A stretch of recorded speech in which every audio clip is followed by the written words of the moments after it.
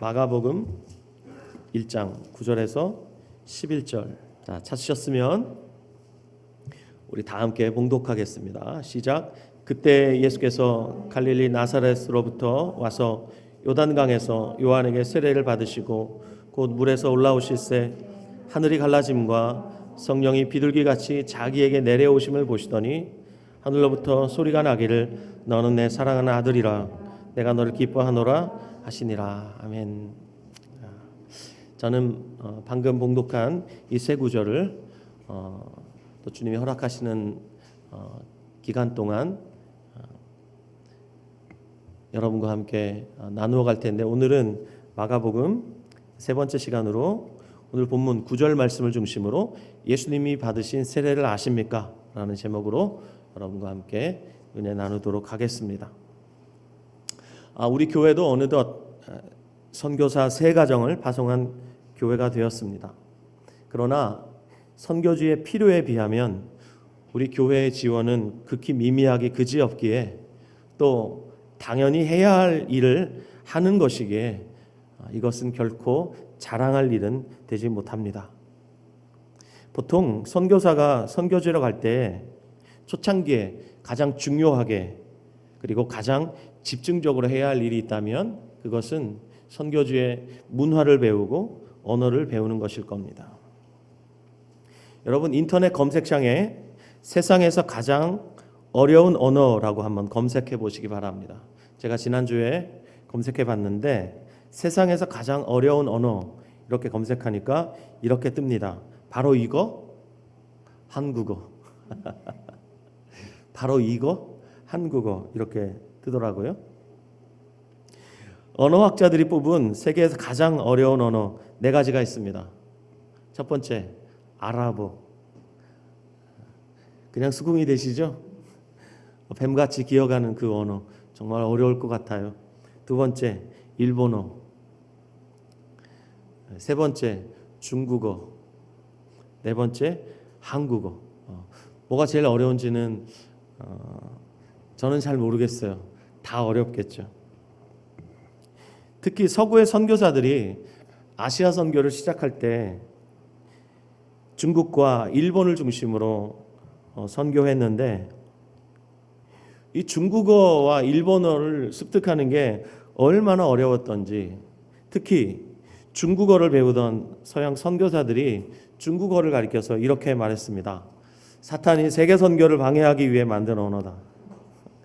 그만큼 중국어가 습득하기 어려웠다고 합니다. 그런데 여러분, 서양 선교사들이 중국에 있다가 한국에 오니까 중국어는 저리 가라. 그 정도로 한국어가 어려웠다지요. 어미 변화도 엄청나게 심하고 우리말로 우리도 아주 자연스럽게 같은 말을 이렇게도 바꾸고 저렇게도 바꿀 수 있으니까. 노랗다라는 이 단어도 노랗다, 누리끼리 하다 여러 가지 표현으로 바꿀 수 있을 만큼 한국어는 정말 변화무쌍하고 어려웠다고 해요. 그런데 그럼에도 불구하고 우리나라에 처음 복음을 전해주기 위해 왔던 선교사들은 초기 5년 동안 한국 문화와 한국말을 배우는데 집중했습니다. 이걸 결코 타협하지 않았다 그래요. 5년 동안은 무슨 일이 있어도 한국의 문화와 한국의 말을 배우는데 집중했다고 해요. 선교는 그 이후에 하는 것을 원칙으로 견지했다고 합니다. 한국어로 인사하기, 안녕하세요 이렇게 인사했겠죠. 한국어로 기도하기, 주님 감사합니다 이런 식으로 기도했겠죠. 그리고 주기도문을 한국어로 낭송하기. 자, 우리가 요즘 강해를 통해서 주목하고 있는 이 마가복음, 이 마가복음을 한국말로 번역하기. 그러면 놀라지 마십시오. 심지어 한국에 오신 선교사님들은 한자까지 배웠다고 합니다. 진짜 놀라지 말라니까 안 놀라시네요. 네. 다시 할게요. 제가 좀 이러면 좀 어머 이렇게 놀라시기라도 하셔야지. 다시 할게요.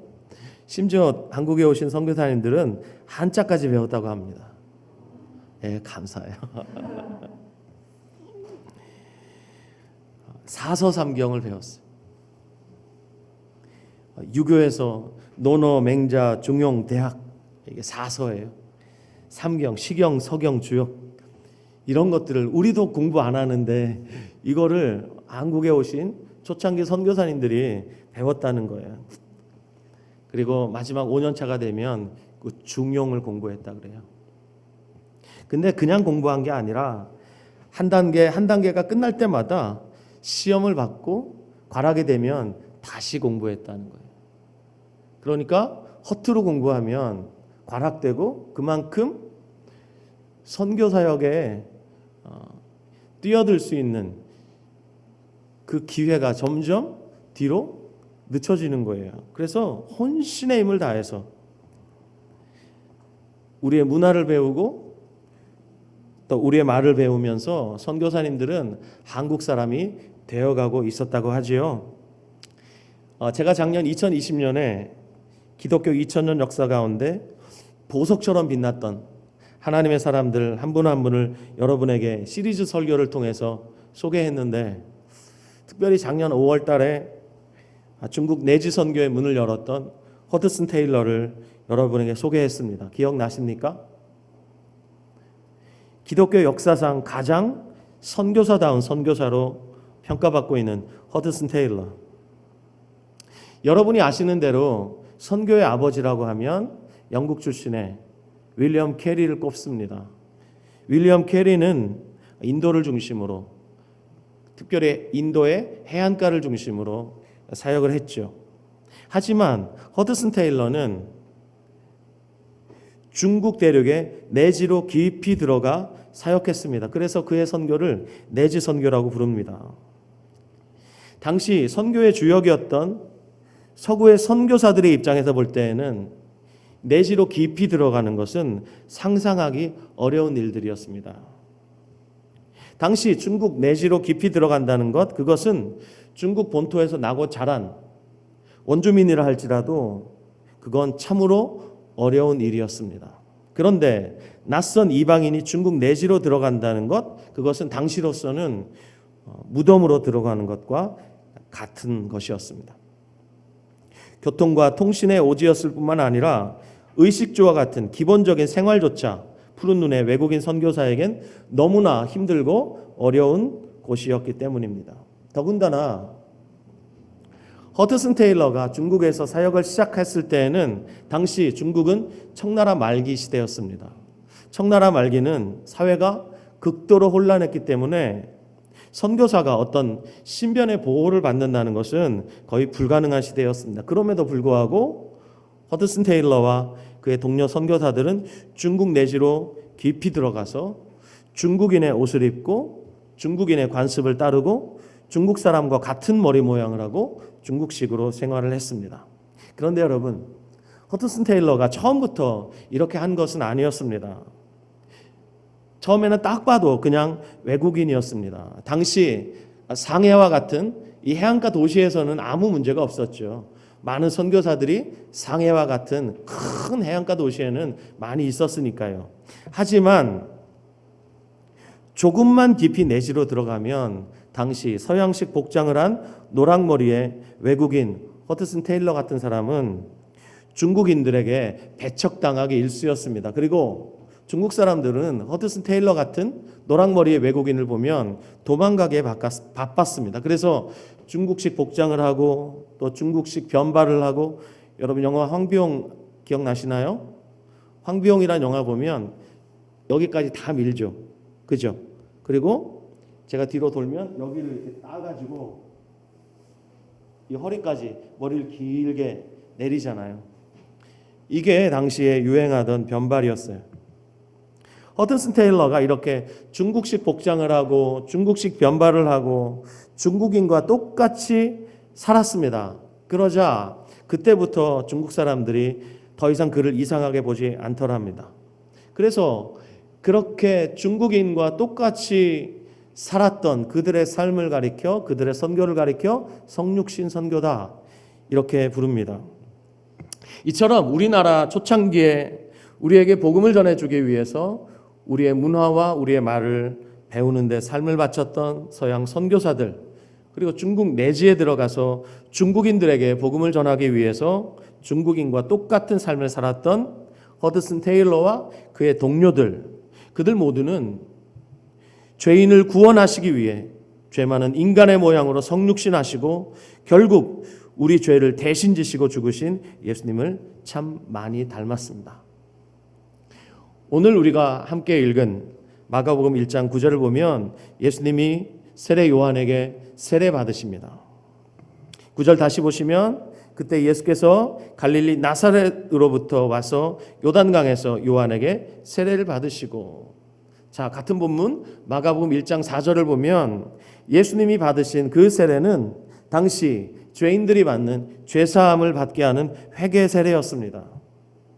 죄 없으신 하나님의 아들 예수님께서 왜 죄인들이 받는 그 회개의 세례를 받으셨을까요? 자, 이 같은 사건을 다루고 있는 마태복음 3장에 보면 세례를 받기 위해 세례 요한에게 가시는 예수님의 모습이 기록되어 있고, 자기에게 예수님이 다가오시는 모습을 보면서 세례 요한이 예수님을 극구 만류하는 이야기가 있습니다. 마태복음 3장 14절을 제가 읽겠습니다. 요한이 말려 이르되 내가 당신에게서 세례를 받아야 할 터인데 당신이 내게로 오시나이까. 세례 요한이 예수님을 말리기 시작했습니다. 아닙니다. 이건 안 됩니다. 왜 그렇게 세례 요한이 예수님을 말렸을까요? 세례는 죄인이 받는 것이었기 때문에 죄 없으신 하나님의 아들이 자기에게 나와서 세례받는 것을 요한은 용납할 수 없었던 겁니다.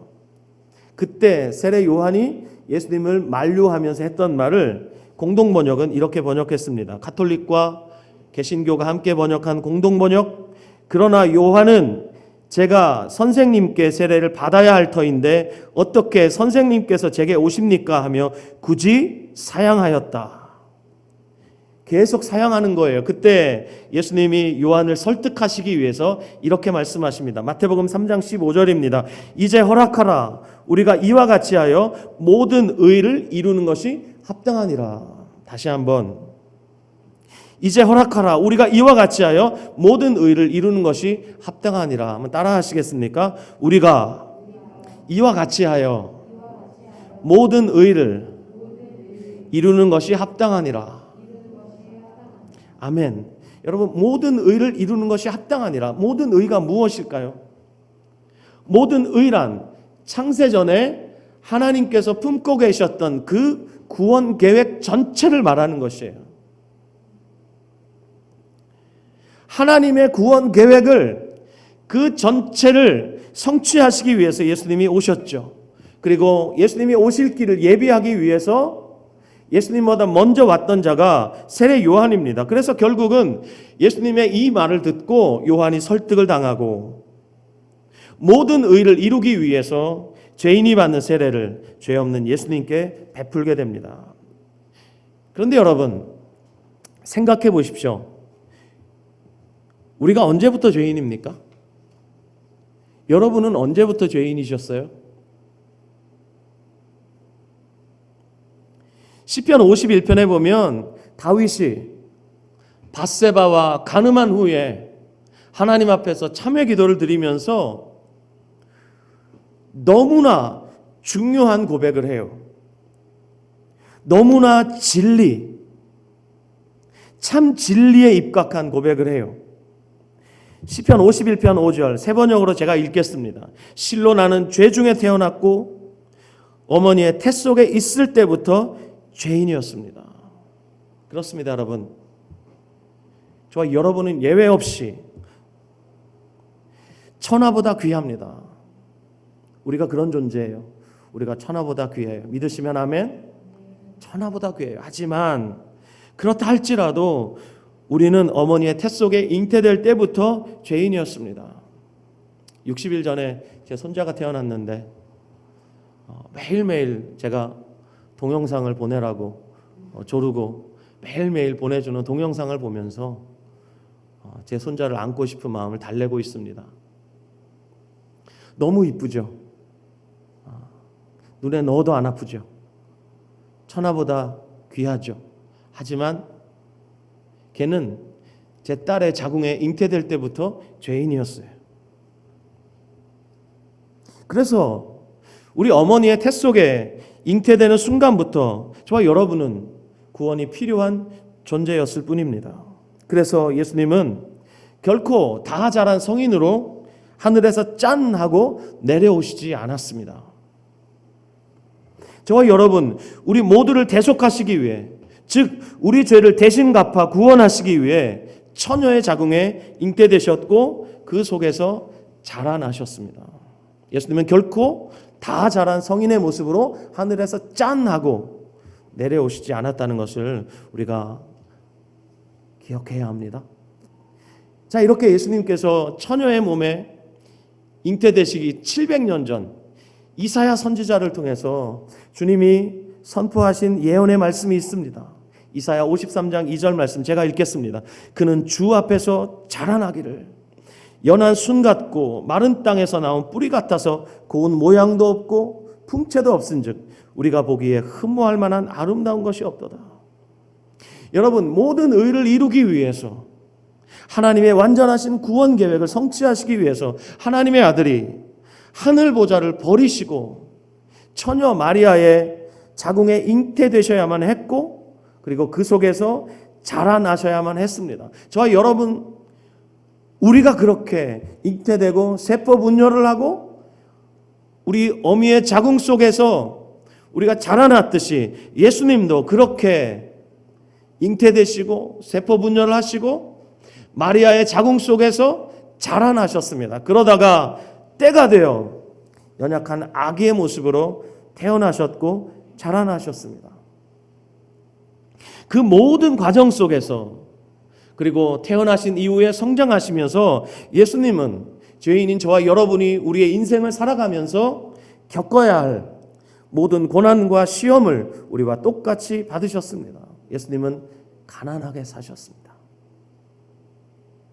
그리고 예수님은 천대 받으셨습니다.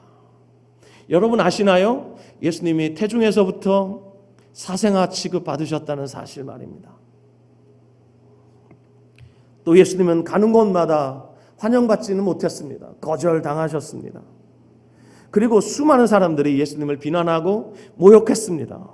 그리고 예수님은 자주 홀로 고독하게 하나님 앞으로 나아가 독대하셨습니다. 어쩌면 외로우셨을 수도 있을 것 같아요. 그리고 그 마음에 수많은 고통들을 안고 사셨습니다. 그리고 저와 여러분이 받아야 할 그 저주를 예수님이 대신 받으셨습니다. 저와 여러분 대신에 저주 받으시고, 실제로 율법에 기록된 대로 나무에 달린 자마다 하나님께 저주받은 자라는 율법의 기록대로 예수님은 저와 여러분이 받아야 할 저주를 받아 하나님께 저주받아 나무 십자가에 달려 죽으셨습니다. 이렇게 예수님은 잉태되시는 순간부터 십자가에서 죽으시기까지 실로 우리와 똑같이 모든 시험과 고난을 다 경험하셨습니다. 이런 예수님의 모습을 이사야 선지자는 아까 제가 읽어드렸던 이사야 53장 3절 4절에서 이렇게 선포하고 있습니다. 세 번역으로 제가 읽겠습니다. 그는 사람들에게 멸시를 받고 버림을 받고 고통을 많이 겪었다. 그는 언제나 병을 앓고 있었다. 사람들이 그에게서 얼굴을 돌렸고 그가 멸시를 받으니 우리도 덩달아 그를 귀하게 여기지 않았다. 그는 실로 우리가 받아야 할 고통을 대신 받고 우리가 겪어야 할 슬픔을 대신 겪었다. 그러나 우리는 그가 징벌을 받아서 하나님께 맞으며 고난을 받는다고 생각하였다. 우리가 받아야 할 고통을 예수님께서 대신 받으시고 우리가 겪어야 할 슬픔을 예수님께서 대신 겪으신 이유를 히브리서 기자는 이렇게 선포하고 있습니다. 히브리서 2장 17절 18절 세 번역 성경으로 읽겠습니다. 그러므로 그는 모든 점에서 형제 자매들과 같아지셔야만 했습니다. 그것은 그가 하나님 앞에서 자비롭고 성실한 대제사장이 되심으로써 백성의 죄를 대신 갚으시기 위한 것이었습니다. 그는 몸소 시험을 받아서 고난을 당하셨으므로 시험을 받는 사람들을 도우실 수 있습니다. 여러분, 예수님께서 우리의 대제사장으로서 우리가 당하는 모든 시험과 고난을 직접 몸소 체험하셨다는 사실을 여러분 아십니까? 그리고 예수님은 지금도 하나님 보좌 우편에서 우리를 위해 기도하시는 대제사장으로서 사역하고 계시다는 사실을 여러분 알고 계십니까? 마리아의 뱃속에 잉태되신 그 순간부터 십자가에서 죽으시고 무덤에 장사되시고 3일 만에 부활하시고 승천하셔서 하나님 보좌 우편에 앉으시기까지 예수님의 모든 삶은, 사생애와 공생애 전부는 실로 저와 여러분 우리 각자의 이름표 달고 완벽하게 우리 각자의 자격으로 이루신 일입니다. 여러분 아세요? 용민 형제님 아십니까? 예수님이 이루신 모든 것은 김영민의 이름표를 달고 완벽하게 김영민의 자격으로 이루신 일이라는 사실 말입니다. 하나도 남김없이 다 이루시고 십자가에서 7마디 말을 내뱉으셨는데 그 고통 중에도 모든 것을 다 이루셨음을 이렇게 선포하셨습니다. 테텔레스타이, 테텔레스타이. 죄의 빚을 다 청산하셨다라는 뜻이 테텔레스타이. 그래서 감히 우리는 이렇게 말할 수 있습니다. 예수님은 우리가 살아야 할 삶을 살아주셨고 우리가 죽어야 할 죽음을 죽어주셨다고. 동의가 되시면 아멘. 우리가 살아야 할 삶을 예수님이 살아주셨습니다. 우리는 하나님 말씀 온전히 지킬 수 없는 존재예요. 하지만 예수님이 우리가 살아야 할 그 삶을 살아주셨습니다. 그리고 우리가 죽어야 할 그 십자가에 주님이 저와 여러분 대신 죽어주셨습니다. 다 함께 고린도후서 5장 21절 말씀 찾아주시기 바랍니다. 신약성경 고린도후서 5장 21절.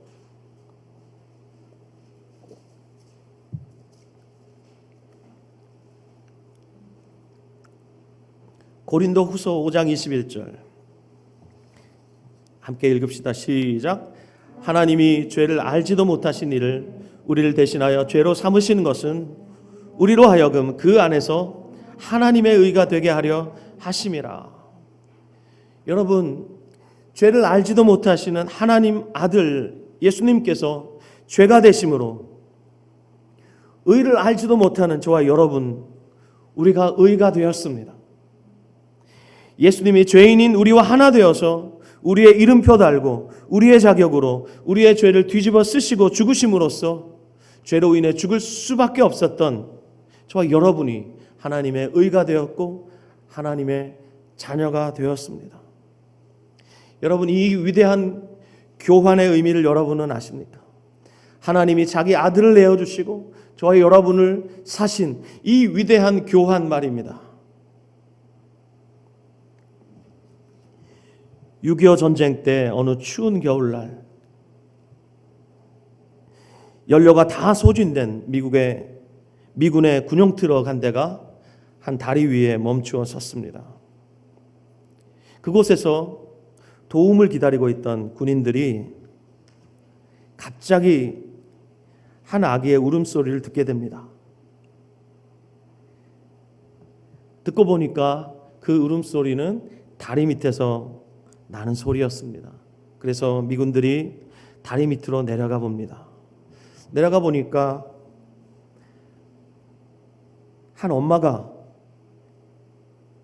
자기의 아기를 자신의 옷으로 감싸고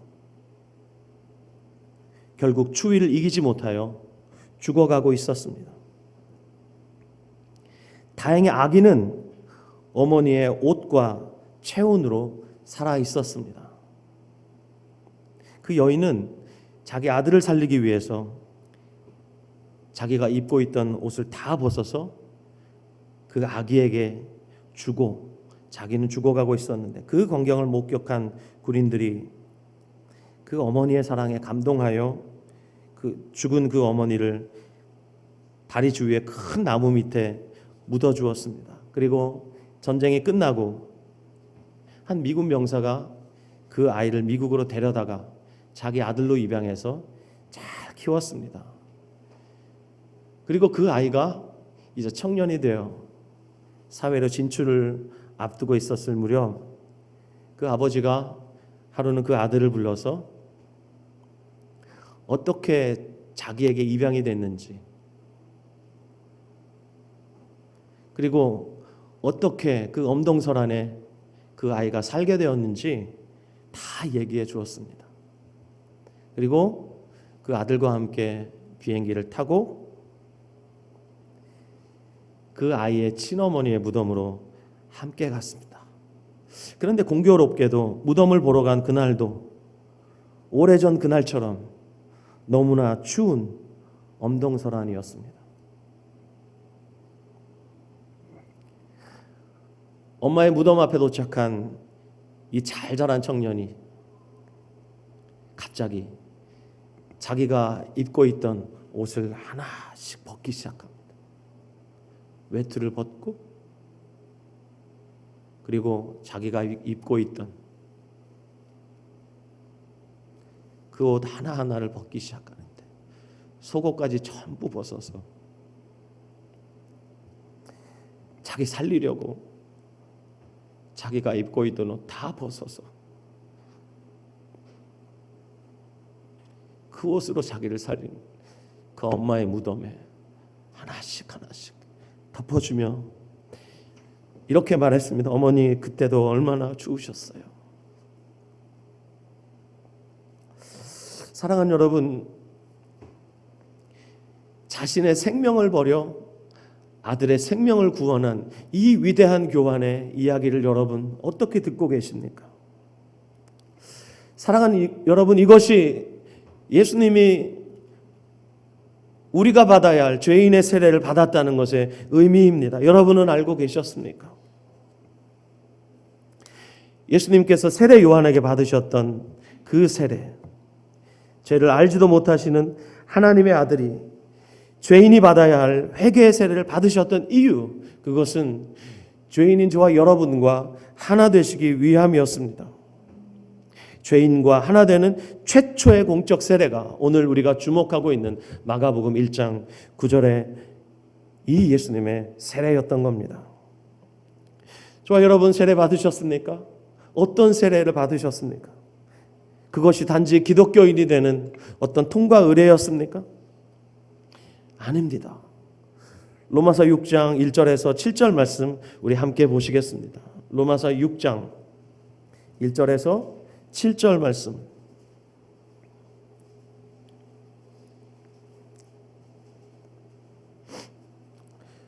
로마서 6장 1절에서 7절 말씀.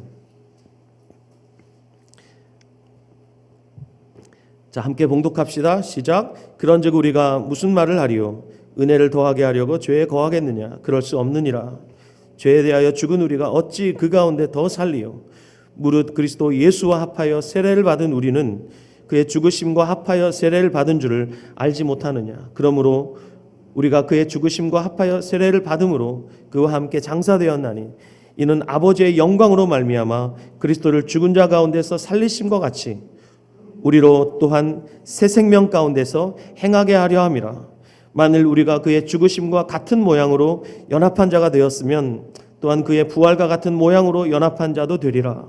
우리가 알거니와 우리의 옛사람이 예수와 함께 십자가에 못 박힌 것은 죄의 몸이 죽어 다시는 우리가 죄에게 종노릇하지 아니하려 함이니 이는 죽은 자가 죄에서 벗어나 의롭다 하심을 얻었습니다. 자, 방금 읽은 3절 4절 말씀에서 우리 그리스도인을 가리켜 뭐라고 말씀하고 있습니까? 그리스도 예수와 합하여 세례를 받은 우리. 여러분, 우리가 받은 물세례, 그것은 단지 물에 들어갔다가 나오는 이벤트가 아니었습니다. 그 세례는 예수 그리스도와 합하여 받은 것입니다. 그리스도 예수님과 합하여 받은 세례는 또 그의 죽으심과 합하여 받은 세례였습니다. 바울이 방금 읽은 이 본문에서 이렇게 질문하죠. 이것을 알지 못하느냐? 이것을 알지 못하느냐? 이것이 로마서 6장에서 던지고 있는 바울의 질문입니다. 왜 이런 질문을 해야만 했습니까? 1절을 보십시오. 1절을 보시면 바울이 이렇게 말하죠. 그런즉 우리가 무슨 말을 하리요? 은혜를 더하게 하려고 죄에 거하겠느냐?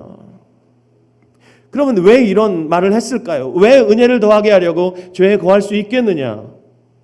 왜 이렇게 바울이 말할 수밖에 없었는가? 그것은 로마서 5장 20절 때문입니다.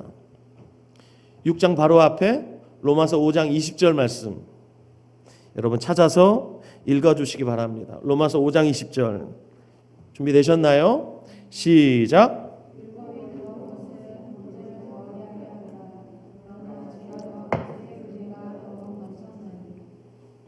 아멘. 5장 20절에 보면 죄가 더한 곳에 은혜가 넘쳤나니. 그래서 이 말씀을 오해할까봐, 오해하면 누구라도 이렇게 말할까봐 어떻게 해요? 그러면 죄를 많이 지을수록 은혜를 더 많이 받겠군요. 그러니까 죄를 많이 지읍시다. 이렇게 말할까봐 미리 차단하면서 로마서 6장 1절 2절처럼 말한 겁니다. 은혜를 더하게 하려고 죄에 거할 수 있겠느냐? 그럴 수 없느니라. 죄에 대하여 죽은 우리가 어찌 그 가운데 더 살 수 있겠는가? 사랑하는 여러분, 우리가 연약하여 죄를 지을 수는 있습니다. 하지만 은혜를 더 받으려고 죄를 마음껏 짓자 이렇게 말할 수는 없는 것입니다. 왜냐하면 죄에 대하여 죽은 우리가 어떻게 그 가운데 더 살 수 있겠는가? 바울은 명명백백하게 그렇게 말하고 있는 것입니다. 그렇습니다, 여러분. 세례를 받았다는 말은 그리스도 예수님과 합하여 세례를 받은 것이며 그의 세례는 그리스도 예수님의 죽으심과 합하여 세례를 받은 것입니다. 4절 말씀, 그의 죽으심과 합하여 세례를 받음으로 그와 함께 장사되었나니. 여러분, 여러분과 제가 받은 세례가 바로 이것입니다. 이것을 안다면 우리는 이렇게 말할 수밖에 없습니다. 한번 따라 하실까요? 예수 죽음 내 죽음. 예수 죽음 내 죽음. 아멘. 예수님의 죽음은 나의 옛사람의 죽음입니다. 죄를 사랑할 수밖에 없는 옛사람의 생명, 죄를 지을 수밖에 없는 옛사람의 생명, 죄를 짓고도 뻔뻔하게 자기 변명을 하고 그 죄를 합리화하려는 그 생명이 예수님과 함께 죽음으로 끝장이 났다는 것입니다. 아멘. 그런데 이게 다가 아니에요. 5절 말씀 보십시오. 만일 우리가 그의 죽으심과 같은 모양으로 연합한 자가 되었으면 또한 그의 부활과 같은 모양으로 연합한 자도 되리라. 예수님과 합하여 세례를 받은 자는 예수님과 함께 죽었을 뿐만 아니라 예수님과 함께 부활의 영광에도 이르게 됩니다. 그래서 이제 옛 생명으로 살지 않습니다. 새 생명으로 살게 됩니다. 이 새 생명은 부활하신 예수님의 생명입니다. 할 수 있다, 하면 된다, 해보자, 이런 결심이 아니라 예수님의 생명입니다. 그런데 이 생명이 어떤 생명입니까? 죄에게 종노릇할 수 없는 생명이에요. 그리고 의롭다 하심을 얻은 생명이에요. 여러분에게 다시 한번 질문하고 싶습니다. 그 매서운 추위가 몰아치던 날, 자기를 살리기 위해서 입고 있던 옷을 다 벗어서 자기 살리고 목숨을 버렸던 그 어머니의 무덤 앞에 있었던 그 청년, 그 후로 그 청년이 어떻게 살았을까? 여러분, 어떻게 살았을 것 같아요? 어머니의 그 희생값이, 그 목숨값이 아깝지 않도록 적어도 평생 그렇게 살지 않았을까요?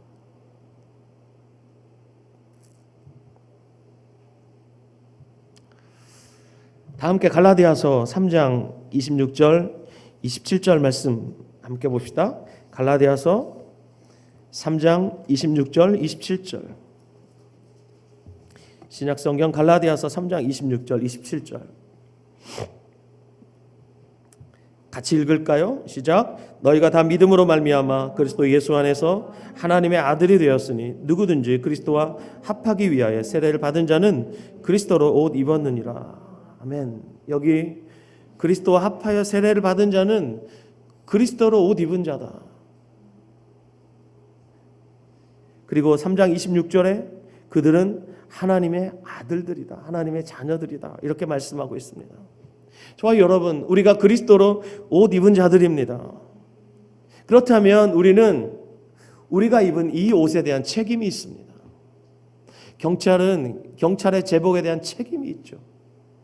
목사는 목사 가운에 대한 책임이 있는 것이고, 교복을 입은 학생은 그 학교에 대한 책임이 있는 것이고, 공무원 복장을 입은 분들은 공무원으로서 살아야 할 책임이 있는 것입니다.